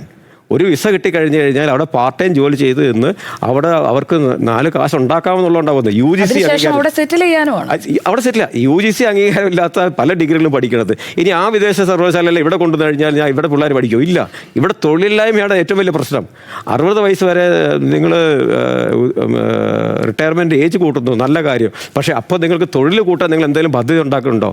ഇത് നേരത്തെ വേണു പറഞ്ഞ, പിന്നെ വിജയനും പറഞ്ഞ പോലെ വളരെ ഇച്ഛാശക്തിയോട് കൂടിയിട്ടുള്ള ഔട്ട് ഓഫ് ദ ബോക്സിലുള്ള സാർ ഇപ്പോൾ ഈ അവസരങ്ങൾ കൊണ്ടുവരുന്നില്ല അല്ലെങ്കിൽ വേണ്ടതായി കാര്യങ്ങൾ ചെയ്തില്ല എന്ന് പറയുന്നല്ലോ. ഇപ്പോൾ നമ്മളിപ്പോൾ ഇരിക്കുന്ന തെലങ്കാനയാകട്ടെ, തമിഴ്നാടാകട്ടെ, കർണാടകയാകട്ടെ, ഇതെല്ലാം വൻതോതിൽ ആഗോള നിക്ഷേപം ആകർഷിച്ച ആ സമയത്ത് നമുക്കവിടെ ഒരു നിക്ഷേപ സൗഹൃദ അന്തരീക്ഷം കഴിഞ്ഞ 10 വർഷം ഉണ്ടായിരുന്നു. അവിടെ നാട്ടിലേക്ക് വന്ന് വ്യവസായം തുടങ്ങാൻ ആഗ്രഹിച്ച സുഗതന്റെയും ആന്തൂരിലെ സാജന്റെയും ഒക്കെ ആത്മഹത്യ കാണുന്ന ഏതെങ്കിലും മലയാളി പുറത്ത് കാശുണ്ടാക്കിയാൽ നാട്ടിലേക്ക് വരാം, അല്ലെങ്കിൽ അവിടെയുള്ള മറ്റേതെങ്കിലും സുഹൃത്തുക്കളുടെ കമ്പനികൾ ഉണ്ടെങ്കിൽ അത് ഇവിടേക്ക് കൊണ്ടുവരാം എന്നെങ്ങനെയാണ് തീരുമാനിക്കുക? ഭൂമി, തൊഴിൽ, ഈ നിയമങ്ങളിലൊക്കെ കടുപ്പമായിരുന്നില്ലേ? എവിടെയാണ് ഒരു സൗഹൃദാന്തരീക്ഷം ഉണ്ടായിരുന്നത്? ഇവിടെ ഞാൻ പറഞ്ഞില്ലേ, നമ്മൾ കാർഷിക രംഗത്ത് ഏറ്റവും നൂതനമായ സാങ്കേതിക വിദ്യകൾ ഈ സദേൺ സ്റ്റേറ്റ്സിലുണ്ട്. മഞ്ഞൾ ഉൽപ്പാദിപ്പിക്കുന്നത്, 1 ഏക്കറിൽ ഉൽപ്പാദിപ്പിക്കുന്ന മഞ്ഞൾ നമ്മൾ 100 ഏക്കറിൽ ഉൽപ്പാദിപ്പിക്കുന്ന മഞ്ഞളിന് തുല്യമാണ് പുതിയ സാങ്കേതികവിദ്യ ഉപയോഗിച്ച്. അപ്പോൾ ഇതൊക്കെ നമ്മൾ അതൊന്നും അന്വേഷിക്കുന്നില്ല. ഇത് ആന്ധ്രാപ്രദേശിലുണ്ട്. ഇത് ഈ ഇങ്ങനെയുള്ള പുതിയ ടെക്നോളജി ഉപയോഗിച്ച് കൃഷി സ്ഥലങ്ങളിൽ പുതിയ ഉൽപ്പാദനക്ഷമത കൂട്ടിയിട്ടുണ്ട്. അപ്പോൾ ഞാൻ പറഞ്ഞ എല്ലാ സ്ഥലങ്ങളും അതിൻ്റേതായിട്ടുള്ള മാറ്റങ്ങൾ വന്നിട്ടുണ്ട്. എന്തുകൊണ്ടാണ് നമുക്ക് പറ്റാത്ത? നമ്മളെപ്പോഴും ഇത് കരയുന്നത് എന്തിനാ? അതെന്താ അറിയോ, ഞാനിതൊരു കാര്യം പറഞ്ഞോട്ടെ. ഓരോ സംസ്ഥാനത്തിനും അതിൻ്റേതായ വിഭവശേഷിയുണ്ട്. അത് മനുഷ്യ വിഭവശേഷിയാകാം, പ്രകൃതി വിഭവശേഷിയാകാം. നമ്മൾ നമ്മുടെ അയൽ സംസ്ഥാനമായ തമിഴ്നാട്ടിലേക്ക് ഒന്ന് നോക്കി. ഒരു 10, 30, 40 വർഷം മുമ്പ് വളരെ ഊഷര ഭൂമിയായി കിടന്ന ഭാഗങ്ങളായിരുന്നു തമിഴ്നാടിൻ്റെ ഗ്രാമങ്ങളെന്ന് പറയുന്നത്. നമുക്കറിയാമല്ലോ. അത് ഈ പറയുന്ന തേനിയായാലും, ഈ പറയുന്ന മധുരയായാലും, ഈ പറയുന്ന കമ്പമായാലും, കേരളത്തിൻ്റെ അതിർത്തി ഗ്രാമങ്ങളൊന്നും നോക്കിയാൽ തമിഴ്നാടിനോട് ചേർന്ന്. പക്ഷേ ഇപ്പോഴത്തെ അതിൻ്റെ അവസ്ഥ എന്താണ്? അത് കാർഷികപരമായി വളരെയേറെ വലിയ പുരോഗതി നേടി. അവരുടെ പ്രൊഡക്ടിവിറ്റി റേഷ്യോ വളരെ കൂടി. നാം ഇപ്പോഴും അങ്ങനെയാണ്. നമ്മളിപ്പോഴും ഒരു ഉപഭോക്തൃ ഒരു സംസ്ഥാനമായി ഇപ്പോഴും നിലനിൽക്കുകയാണ്. നമുക്ക് സ്വന്തമായി എന്തെങ്കിലും ഉൽപ്പാദിപ്പിക്കാൻ, നമ്മുടേതായി ഉത്പാദിപ്പിക്കാൻ, നമ്മുടേതായി വിൽക്കാൻ ഇപ്പോഴും നമുക്ക് എടുത്തു പറയാൻ എന്താണുള്ളത്? ഇത് മതി ജോഷി, നമുക്ക് നമ്മുടെ ഹ്യൂമൻ റിസോഴ്സ് മതി. ഞാനതല്ലേ പറയണത്. നമ്മൾ ചിപ്പ് മേക്കിംഗ് നമുക്ക് നഷ്ടമായ മേഖലയാണ്. IT സെക്ടർ നമ്മളാണ് ആദ്യം ഇൻഫോ പാർക്ക് തുടങ്ങിയത്, അതിനുശേഷം ബാംഗ്ലൂർ തുടങ്ങിയത്. അവിടെ ഇപ്പോൾ 38 ലക്ഷം പേരുണ്ട്. പക്ഷെ നമ്മുടെ തെലങ്കാനയിലേക്ക് നോക്കി, നമ്മൾ ആദ്യം തുടങ്ങിയെങ്കിലും നമ്മളെക്കാൾ എത്രയോ മുമ്പിലാണ് തെലങ്കാന. 20 വർഷം കൊണ്ടാണ്. അത് ദീർഘവീക്ഷണത്തോടു കൂടി അവർ ഇത്തരം പദ്ധതികളിൽ മുന്നോട്ട് പോയി എന്നുള്ളതാണ്. അത്തരം ഒരു ദീർഘവീക്ഷണം നമ്മുടെ സർക്കാരുകൾക്ക് ഇല്ലാതെ പോയിടത്താണ് നമ്മൾ തുടങ്ങി വെച്ച പല പദ്ധതികളും അതേപടി നിന്നുപോയത്. അല്ല ജോഷി, ഇതെങ്ങനെയാണ് നിങ്ങൾക്ക് കേരളത്തെ തെലങ്കാനയോടും തമിഴ്നാട്ടോടൊക്കെ കമ്പയർ ചെയ്യാൻ പറ്റുന്നതൊന്നും പിടിയും കിട്ടുന്നില്ല. കേരളം ഇന്ത്യയിലല്ലേ? അല്ല, ഞാൻ ചോദിക്കട്ടെ, ലക്ഷക്കണക്കിന് ഏക്കർ ലക്ഷക്കണക്കിന് ഏക്കർ ഭൂമി സെസ്സിനൊക്കെ പതിച്ചു കൊടുക്കാൻ അത് തെലങ്കാനയും പറ്റും, തമിഴ്നാട്ടിലും പറ്റും. എങ്ങനെയാണ് നമ്മളെല്ലാം എത്രയോ വർഷമായിട്ട് അത്രയേറെ ഉയർന്ന ജനസാന്ദ്രതയുള്ള ഒരു കേരളമാണ്, പരിസ്ഥിതി ലോലമാണ്, കിലോമീറ്ററോളം പറന്ന് നടക്കുന്ന ഇവിടുത്തെ കേരളത്തിൽ നിന്ന് എങ്ങനെയാണ് ആൾക്കാർ ജോലി അന്വേഷിച്ച് ബാംഗ്ലൂർ, അല്ലല്ല കേട്ടിട്ട് പറയും, കേരളത്തിൽ നിന്ന് എങ്ങനെയാണ് ആൾക്കാർ ജോലി അന്വേഷിച്ച് ഹൈദരാബാദും ബാംഗ്ലൂരും ചെന്നൈയും ഡൽഹിയിലൊക്കെ പോകുന്നത്? എന്ത് ജോലി എടുക്കാൻ അവർ പോണത്? അവരെടുക്കാൻ പോണ ജോലി എല്ലാം IT കമ്പനികളുടെ ജോലിയാണ്. മലയാളി ഇവരോട് വരുന്നത് ഭൂമി കളക്കാനാണോ വരുന്നത്? അല്ലല്ലോ. പിന്നെ വരട്ടുവാദം പറഞ്ഞോണ്ടിരിക്കുന്നത്, അവരുടെ വരട്ടുവാദം പറഞ്ഞോണ്ടിരിക്കുന്നത്. നേരത്തെ പറഞ്ഞു നേരത്തെ അപർണ പറഞ്ഞു ധാതു ഇവിടുന്ന് ഖനനം ചെയ്തുകൊണ്ട് പ്രൈവറ്റുകാർക്ക് പോകുന്നത്. ലോകത്തിലെ ഏറ്റവും വാല്യൂ ഉള്ള മിനറൽസ് ആണ് ചവറയിലുള്ളത്. 26 കിലോമീറ്ററിൽ 500 വർഷം എക്സ്കവേറ്റ് ചെയ്ത് കഴിഞ്ഞാൽ കിട്ടാത്ത സാധനമാണ്. അത് മതി നമുക്ക് ജീവിക്കാൻ. ഇന്ത്യക്ക് മുഴുവൻ മതി. നിങ്ങൾ അന്വേഷിച്ചില്ലല്ലോ. നിങ്ങളില്ല, ഞാൻ പറഞ്ഞു കേട്ടെ, നിങ്ങളുടെ കയ്യിൽ നിന്ന് അത് അടിച്ചു മാറ്റിക്കൊണ്ട് കേന്ദ്രം പോയി. ഇപ്പൊ കേന്ദ്രത്തിന് നിങ്ങളുടെ കയ്യിൽ നിന്ന് റോയൽറ്റി പോലും കിട്ടില്ല. നിങ്ങളിവിടെ വായി നോക്കിയിരുന്നു. നിങ്ങൾക്ക് അതൊന്നും കിട്ടില്ല. നിങ്ങൾ അനുവദിച്ചു കൊടുത്തില്ലേ? നിങ്ങൾ ആ നിയമം ഉണ്ടാക്കിയപ്പോൾ നിങ്ങൾ മിണ്ടാണ്ടിരുന്നില്ലേ? നിങ്ങളൊന്നും ചോദിച്ചില്ലല്ലോ. ചോദിച്ചോ?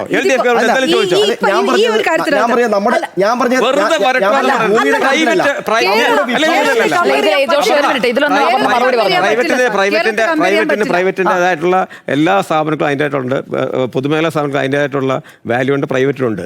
ഇത് രണ്ടും ആവശ്യമാണ്. പക്ഷേ ഇതിവിടെ വന്ന ഉടനെ മിനറൽ എടുത്തുകൊണ്ട് പോയി കഴിഞ്ഞു കഴിഞ്ഞാൽ നമ്മൾ നഷ്ടപ്പെട്ടു. അബുദാബി ഓയിൽ ഉണ്ടാക്കുന്നത് എങ്ങനെയാണ്? അവരുടെ സ്ഥലത്തുള്ള ഓയിൽ എടുത്ത് വിറ്റിട്ടാണ്. നമ്മുടെ അസറ്റ് എന്താന്ന് പോലും അറിഞ്ഞ് CMRL നിങ്ങൾ പറഞ്ഞല്ലോ. CMRL എന്താണ്? CMRL എങ്ങനെയാണ് കേസ് വന്നത്? നിങ്ങൾ CMRL കേസ് വരുന്നതിന് 3 ദിവസം മുമ്പ് സെൻട്രൽ ഗവൺമെൻറ് ഇവിടെ എഗ്രിമെൻറ്റ് ചെയ്തു US-ഉമായിട്ട് മിനറൽ എടുക്കാൻ. എന്തുകൊണ്ടാണ് നിങ്ങൾ ആരും അന്വേഷിക്കാൻ? എന്തുകൊണ്ടാണ് 2007 ചൈന അതിൻ്റെ മിനറൽ പ്രൊഡക്ഷൻ നിർത്തി? അപ്പം മുതൽ അമേരിക്ക അന്വേഷിച്ചുകൊണ്ടിരിക്കുക ഇത് എവിടെ കിട്ടുമെന്ന്. അവർക്ക് മനസ്സിലായി ഇത് ചവറയിലുണ്ടെന്നുള്ളത്. അന്ന് പോലെ പ്രഷർ ഇട്ടുകൊണ്ടിരിക്കുക. അന്ന് മൻമോഹൻ സിംഗിനെ അവർ പ്രഷർ ഇട്ട് ലിബറലൈസ് ചെയ്തു, അത് കൊമേഴ്സ്യലൈസ് ആക്കി. ഇപ്പൊ മോദി ഗവൺമെന്റ് ആക്കി അത് പുതിയ അന്താരാഷ്ട്ര കമ്പനികളുടെ വരും, അവർ ഉൽപ്പാദിപ്പിക്കും. പക്ഷേ അവർ ഉൽപ്പാദിച്ചിട്ട് പോട്ടെ, നിങ്ങൾക്ക് അതിന്റെ റവന്യൂ കിട്ടില്ല. പറഞ്ഞ ഈ സംസ്ഥാനത്ത് ഒന്നും കിട്ടത്തില്ല, നിങ്ങൾ നോക്കിയിരിക്കത്തേ ഉള്ളൂ. പക്ഷേ ആ നിയമങ്ങളൊക്കെയാണ് പോയി. എന്റെ പോയിന്റ് കേരളത്തെ മറ്റ് സംസ്ഥാനങ്ങളുമായിട്ട് കമ്പയർ ചെയ്യാൻ പറ്റില്ല. പറ്റില്ല. പിന്നെ അത് പ്രത്യേകമായിട്ട് ഉണ്ടാക്കിയതാണ്. കേരളം ഒരു രാജ്യമാണെന്നാണോ പറയുന്നത്? കേരളത്തിന് കേരളത്തെ ഒരു രാജ്യമാക്കി ഇനി മുന്നോട്ടടിപ്പിക്കണം. മറ്റ് സംസ്ഥാനങ്ങൾ മാനുഫാക്ചറിംഗ് ഉണ്ടായിരുന്നു, ഹെവി നിങ്ങൾക്ക് ഹ്യൂമൻ റിസോഴ്സ് ഉണ്ടല്ലോ. നേരത്തെ അനിൽ സാർ എന്നെ പറയുന്നുണ്ട്, നമ്മൾ കേരളം ഇത്രയും കാലം ശ്രദ്ധ കൊടുത്തത് മാനുഫാക്ചറിംഗിലോ ഹെവി ഇൻഡസ്ട്രീസിലോ അല്ല എന്ന് ഹ്യൂമൻ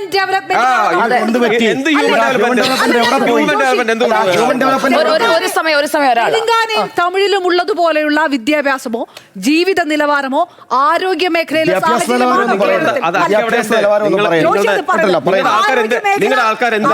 അത് യൂറോപ്പിനോട് കിടപിടിക്കുന്ന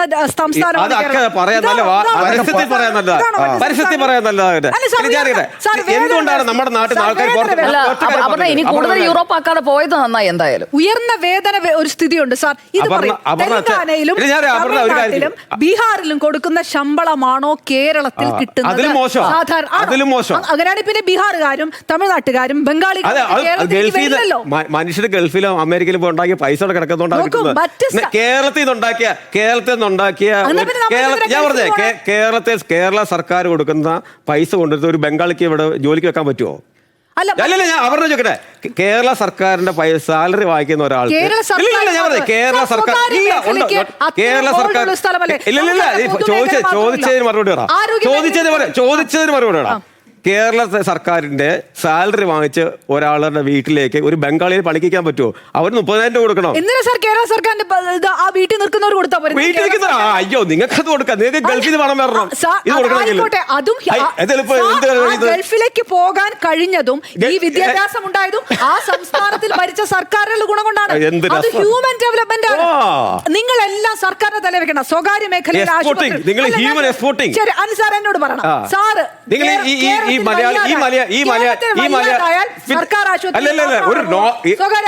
ഒരു നോർക്ക ഉണ്ടായത് ഒരു 15 വർഷം മുമ്പ്. നമുക്ക് സ്വകാര്യ മേഖലയും പൊതുമേഖലയും ഒരുമിച്ച് ചേർന്നിട്ടുള്ള ഒരു വികസനമാണ് കേരളത്തിലുള്ളത്. ഒറ്റ കാര്യം അവരുടെ ഡയറക്ട് ക്വസ്റ്റ്യനാ, നിങ്ങൾ 10 കൊല്ലം വികസിപ്പിച്ചത് എന്താണെന്ന് പറയാമോ? ദേശീയ ശരാശരിയിൽ എവിടെയാണ് കേരളത്തെ നിങ്ങൾ ഇപ്പോൾ കൊണ്ടുചെന്ന് എത്തിച്ചിരിക്കുന്നതെന്ന് പറയാമോ? ഈ ധവളപത്രത്തിൽ ഉണ്ടല്ലോ, അതെന്താണ് കണ്ടസ്റ്റ് ചെയ്യാത്തത്? അതെന്താണ് എതിർക്കാത്തത്? വിഷയത്തിലേക്ക് ഒന്ന് ക്യാപ്സൂൾ. അതെ, ക്യാപ്സൂൾ മര്യാദയ്ക്ക് ഭക്ഷണം കഴിച്ചിട്ട് ദഹിക്കാത്ത ആൾക്കാർക്ക് ക്യാപ്സൂൾ കൊടുക്കാതെ ഒരു നിവൃത്തിയില്ല. വെള്ളം കുടിക്കണേ, ക്യാപ്സൂൾ തൊണ്ടയിൽ കൊടുക്കരുത്. ഈസ് ഓഫ് ഡൂയിങ് ബിസിനസ് UDFന്റെ കാലത്ത് ഇന്ത്യയിലെ നിക്ഷേപ സൗഹൃദ റാങ്കിങ്ങില് പാതാളത്തിൽ കിടക്കുകയായിരുന്നു. പാതാളത്തിലായിരുന്നു കേരളം. അതെങ്ങനെ 1ാം സ്ഥാനത്താണ് നമ്മൾ നിൽക്കുന്നത്? ഈസ് ഓഫ് ഡൂയിങ് ബിസിനസ്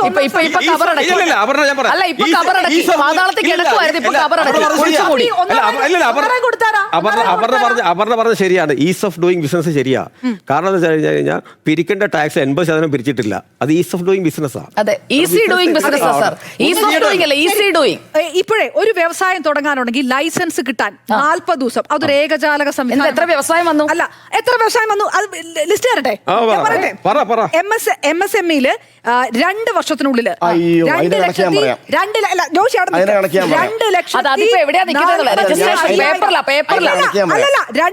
വർഷം 1 ലക്ഷം സംരംഭം. അങ്ങനെ 2 വർഷത്തിൽ 2,40,000.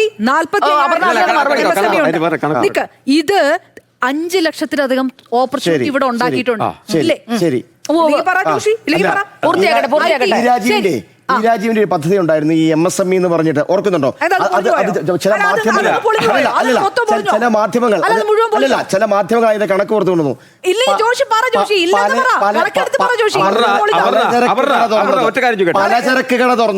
പലചരക്ക് കട തുറന്ന് അടക്കം MSMEയുടെ കീഴിൽ കൊണ്ടുവന്നു.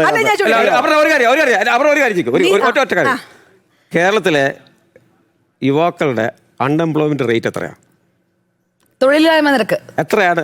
എത്ര ശതമാനമുണ്ട്? ശരി, എത്ര ശതമാനം പറ? 30. അറിയാം. അപ്പൊ എങ്ങനെയാ 30 ആയത്? അല്ല ഞാൻ ചോദിക്കട്ടെ, അപ്പോഴും അല്ല ഇവർ 5 ലക്ഷം തൊഴിൽ കൊടുത്തില്ലേ? 5 ലക്ഷം തൊഴിൽ ആർക്കാ കൊടുത്തേ? നമുക്ക് കേരളത്തിനകത്ത് തന്നെ ജോലി കിട്ടണമെന്ന് പറഞ്ഞാൽ അതെങ്ങനെ നടക്കും? നമ്മൾ ഹ്യൂമൻ ഡെവലപ്മെന്റ് ആണ്. ഞാൻ പറഞ്ഞു മാനുഫാക്ചറിംഗ്, ഹെവി ഇൻഡസ്ട്രീസ് അല്ല. നിങ്ങൾക്ക് എങ്ങനെയാണ് നിങ്ങൾ ഇൻഫോ പാർക്ക് തുടങ്ങിയിട്ട് എങ്ങനെയാണ് ബാംഗ്ലൂർ 38 ലക്ഷം പേര്? അല്ല നിങ്ങൾ കഴിഞ്ഞ 10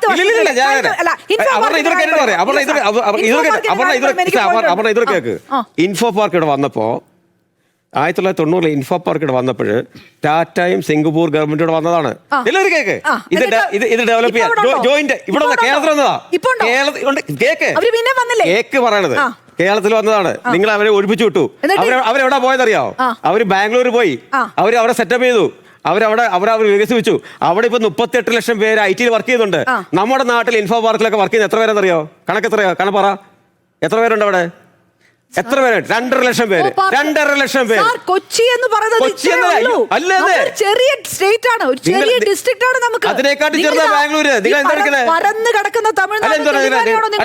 നിങ്ങൾ വെസ്റ്റേൺ, നിങ്ങൾക്ക് IT വേണമെങ്കിൽ നിങ്ങൾക്ക് വലിയ സ്ഥലം വേണ്ട. നമ്മുടെ IT വികസനം കൊച്ചി മാത്രം നടത്താൻ പറ്റുന്ന ഒന്നല്ല. അത് ചാലക്കുടിയിലോ ചേർത്തലയിലോ ഒക്കെ അതിന്റെ എക്സ്റ്റൻഷൻ നടത്താവുന്നതാണ്. സംരംഭങ്ങൾ വന്നാൽ, ആളുകൾ വന്നാൽ. ഈ കഴിഞ്ഞ 10 വർഷത്തിനിടയിൽ നിസാൻ,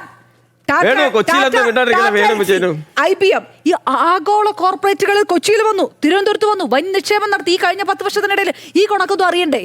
ശരി, 2 പ്രളയം വന്ന് നശിച്ചു പോയൊരു നാടാണ്. ഈ 2 പ്രളയം തമിഴ്നാട്ടിലോ തെലുങ്കാനയിലോ ആന്ധ്രാപ്രദേശിലോ വന്നിരുന്നെങ്കിൽ പൊടി പോലും ഉണ്ടായിരുന്നു. ഒരു ഇടവേള വേണം. അപർണ നമ്മൾ കുറച്ചുകൂടി ഈ ധവളപത്രവുമായി ചേർന്ന് പോകുന്ന അല്ലെങ്കിൽ അതിനെ എതിർക്കുന്ന എന്തെങ്കിലും കൊള്ളാവുന്ന കാര്യം നമ്മൾ പറയണം. അതിലേക്ക് നമുക്ക് തിരിച്ചു വരാം. S. വിജയകുമാറും വേണുഗോപാലകൃഷ്ണനും നമുക്കൊപ്പം ഉണ്ട്. ഇവിടെ പദ്ധതികൾക്കായി ഒരുപാട് തുക ചെലവഴിച്ചു. തൊഴിലില്ലായ്മ നിരക്ക് നിൽക്കുന്നത് എവിടെയാണ് എന്ന ചോദ്യത്തിന് അവസാനമാണ് പറഞ്ഞതിന് മറുപടി സമ്മതിക്കാൻ തയ്യാറായത്. പക്ഷേ ഇവിടെ വലിയ രീതിയിൽ തൊഴിൽ ക്രിയേറ്റ് ചെയ്തു. അതുകൊണ്ട് നമ്മുടെ സംസ്ഥാനം അങ്ങനെയാണ് എന്നുണ്ടെങ്കിൽ GSDP-യുടെ 1.3% മൂലധന ചെലവ് നീക്കിവെക്കുന്ന ഒരു സംസ്ഥാനമായി നിൽക്കുമായിരുന്നു. അടിസ്ഥാന സൗകര്യ വികസനത്തിൽ നമ്മൾ യഥാർത്ഥത്തിൽ എവിടെയാണ് നിൽക്കുന്നത്? അതിന്റെ ഒരു സ്റ്റാറ്റസ് അപ്ഡേറ്റ് നമ്മൾ മനസ്സിലാക്കി വേണ്ടേ എന്തൊക്കെ ചെയ്തു എന്ന് സ്ഥാപിക്കാൻ? S. വിജയകുമാർ.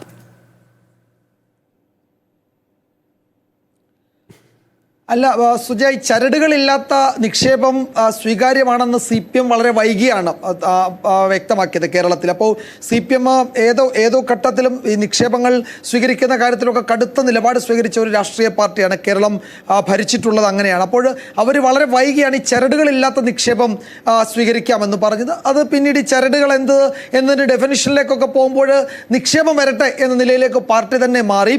അങ്ങനെ നമ്മൾ ഗ്ലോബൽ ഇൻവെസ്റ്റേഴ്സ് മീറ്റ് 2 പാർട്ടികളും വ്യത്യസ്ത നിക്ഷേപ സംഗമങ്ങൾ നടത്തി. ആ നിക്ഷേപ സംഗമങ്ങളിൽ നമുക്ക് കിട്ടിയ വാഗ്ദാനങ്ങൾ കേട്ടാൽ അത് ഞെട്ടി.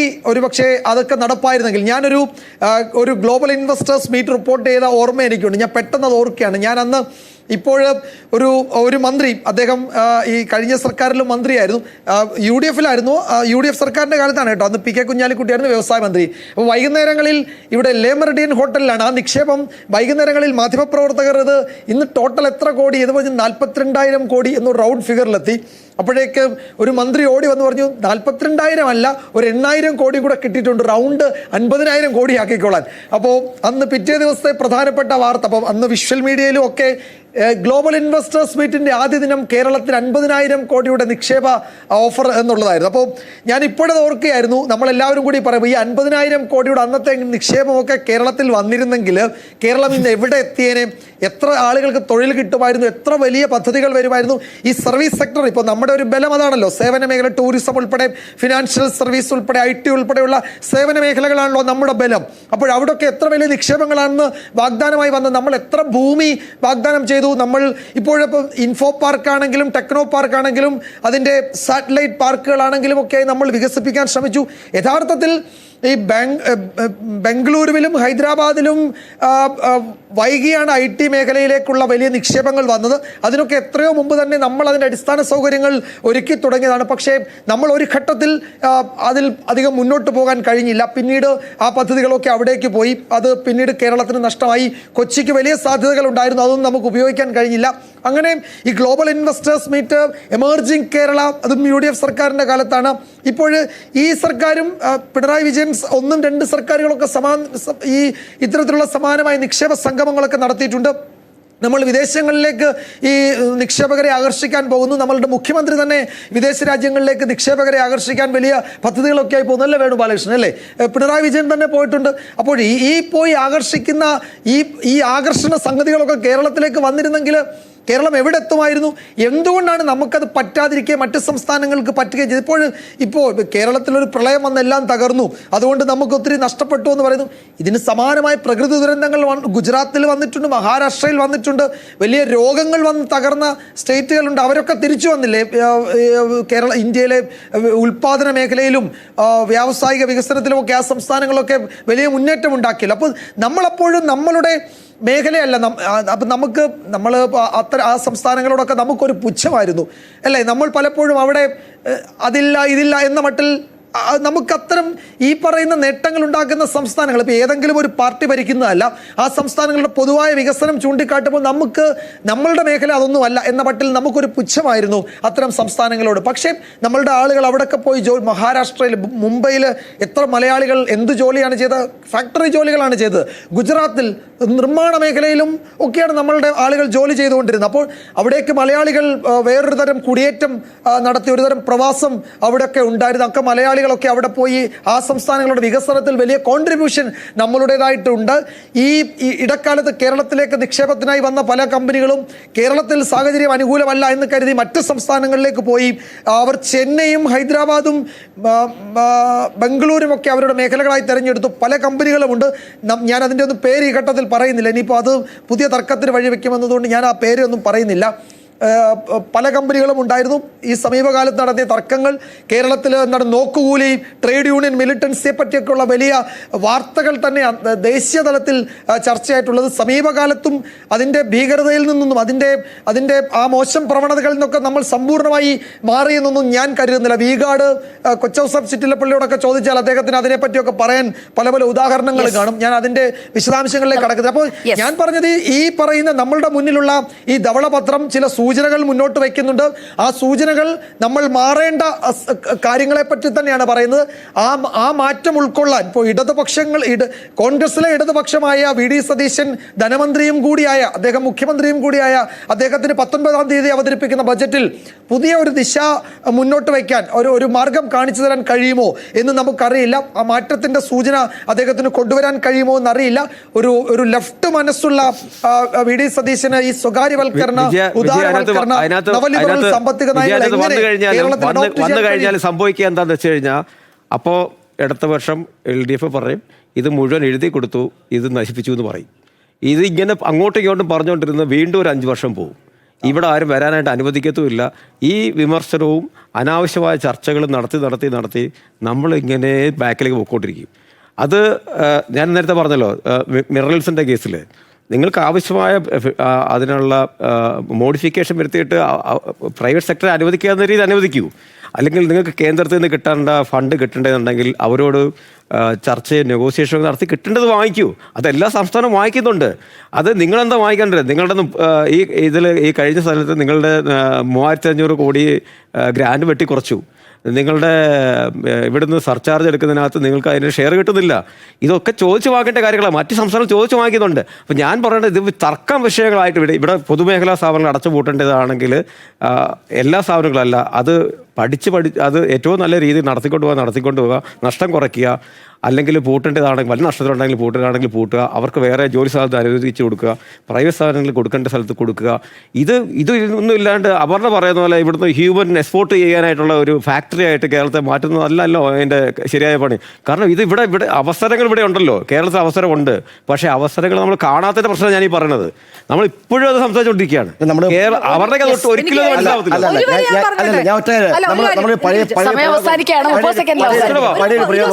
നമ്മൾ ചോക്കുമലയിൽ ഇരുന്നു കൊണ്ട് ചോക്ക് അന്വേഷിക്കാന്ന് പറയും. ജോഷി എല്ലാ ദിവസവും പറയുന്നുണ്ട്. ജോഷി എല്ലാ ദിവസവും ഈ ഉപമ പറയുന്നുണ്ട്. സെക്കൻഡേ ഉള്ളൂ. ഈ വിജയം പറഞ്ഞ ഈ ഗ്ലോബൽ ഇൻവെസ്റ്റ്മെന്റ് ലേ മെറിഡിയൻ നടന്നില്ല. അത് ഞാനും പോയിട്ടുണ്ട്, എന്റെ കരിയർ തുടങ്ങിയത് ആ സമയത്ത്. പക്ഷെ അത് ഇതുപോലെ ഒരുപാട് വലിയ തുക വന്നിട്ടില്ല. അസെന്റ് കേരള അല്ലെ, അസെന്റ് കേരളത്തിനകത്ത് 1 ലക്ഷം കോടി രൂപയുടെ പദ്ധതി നടപ്പാക്കിയിട്ടുണ്ട്. അതിന്റെ ഫുള്ള് ലിസ്റ്റ് ഉണ്ട്. സമയമില്ലാത്തതുകൊണ്ടാണ്. അല്ലെങ്കിൽ ഏതൊക്കെ പദ്ധതി തുടങ്ങി, ഏതൊക്കെ കമ്പനികളാണ് വന്നത്, ഇടത്തരം പ്രോജക്റ്റ് ഉണ്ട്, കുറച്ചും കൂടെ മെഗാ കിൻഫ മെഗാ പ്രോജക്റ്റ് ഉണ്ട്, ഒക്കെ ഉണ്ട്. അതിന്റെ ഒരു ഫുൾ ലിസ്റ്റ് ഉണ്ട്. അവരുടെ ഒരു കാര്യം പറഞ്ഞുതരാം, ഒരു കാര്യം പറയാം. ഞാൻ ഒറ്റ കാര്യം കൂടി പറയട്ടെ, സമയമുണ്ടെങ്കിൽ. സമയമുണ്ട് വിജയ്, ഇതൊന്നും അവരുടെ ഒരു മറുപടി എന്ന് പറഞ്ഞോട്ടെ. അപർണ പറഞ്ഞ ഈ ഗ്ലോബൽ ഇൻവെസ്റ്റേഴ്സ് മീറ്റിൽ നടത്തിയത് KSIDC ആണ്. ഈ KSIDC നിങ്ങൾ നടത്തിയ മീറ്റിനെ കുറിച്ച് ഞാൻ പറയണേ. ഞാൻ അപർണ നടത്തിയെന്നല്ല പറയണത്, LDF നടത്തിയ മീറ്റിംഗ് അല്ല. അത് നടത്തിയത് KSIDC ആണ്. അതിലെ ഒരു KSIDC ആരുടെ ഭാഗമാണ് CMRLൻ്റെ ആണ്.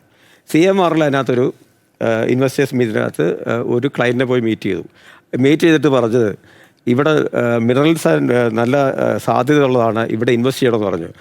ഇൻവെസ്റ്റ് ചെയ്ത് പറഞ്ഞ കമ്പനി US കമ്പനി ആയിരുന്നു. ആ കമ്പനി ഇന്ന് ഈ നമ്മൾ സംസാരിക്കുന്ന സമയത്ത് ഗവൺമെൻറ് ഇന്ത്യ ആയിട്ട് എഗ്രിമെൻറ്റ് ചെയ്തിട്ട് ഇവിടെ മിനറൽസ് മൈൻ ചെയ്യാനായിട്ടുള്ള പെർമിഷൻ വാങ്ങിച്ചിട്ടുണ്ട്. നമ്മൾ നടത്തിയൊരു ഇൻവെസ്റ്റ് മീറ്റിൽ നമ്മൾ കാണിച്ചു കൊടുത്ത് വഴി കൂടെ നടന്ന് വേറൊരാൾ അടിച്ചു മാറ്റിക്കൊണ്ട് പോയതാണ്. നിങ്ങൾ നോക്കിക്കൊണ്ടിരുന്നു. നിങ്ങൾ 10 വർഷം ഇതുപോലുള്ള മിനറൽസ് ആൻഡ് മെറ്റൽസിൻ്റെ മുകളിൽ ഇരുന്നിട്ട് ധാതുവിന് പറഞ്ഞത് ചോക്കുമലേനെക്കാട്ടി വലിയ മലയാണ് അതിരുന്നിട്ട് നിങ്ങൾ അവിടെ ഒന്നും അന്വേഷിച്ചിട്ടില്ല. നാട്ടുകാർ ഇപ്പോൾ അടിച്ചുകൊണ്ട് മാറ്റിക്കൊണ്ട് പോവുക.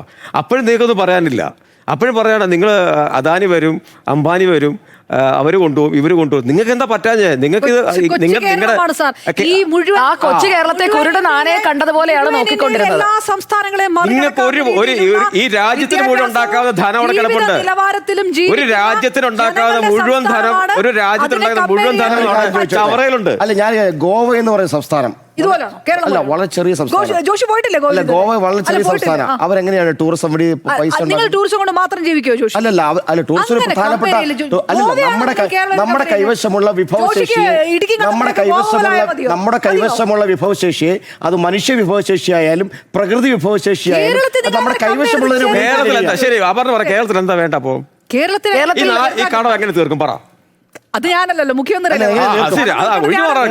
അങ്ങനെയല്ല, കട ഉണ്ടാക്കാനല്ലേ അറിയൂ സാർ, അത് വിട്ടുകളാ. കട ഉണ്ടാക്കാനല്ലേ അറിയൂ, അത് തീർക്കാനുള്ള വഴി എന്തായാലും VD സതീശൻ സർക്കാർ കൊണ്ടുവരട്ടെ. എന്തായാലും മാറ്റങ്ങൾക്ക് ഒരു സൂചന നൽകുന്നുണ്ട് ധവളപത്രം. അതിൽ മാറ്റങ്ങൾ വരുമോ എന്നറിയാൻ നമുക്ക് കാത്തിരിക്കാം. മാറ്റം ഉണ്ടായില്ലെങ്കിൽ ഇതിനേക്കാൾ കഠിനമായി വിമർശിക്കുകയും ചെയ്യാം. ഇന്നത്തെ ബിഗ് എഡിറ്റോറിയൽ ഇവിടെ പൂർണ്ണമാവുകയാണ്.